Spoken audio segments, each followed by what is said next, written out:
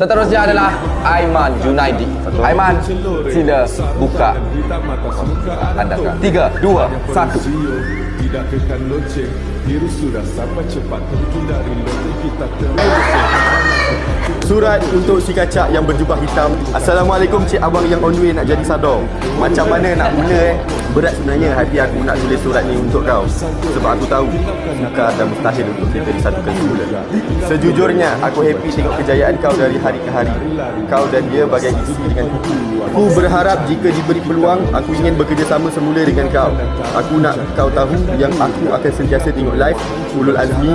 Di situ aku dapat lihat kau walaupun dari skrin. Okey tu je. Jangan lupa like, share and subscribe. Tapi kali ikut sini kita ada Aimanah, Siti Min. Tapi kuat mengatakan di antara Aimanah atau Siti Min.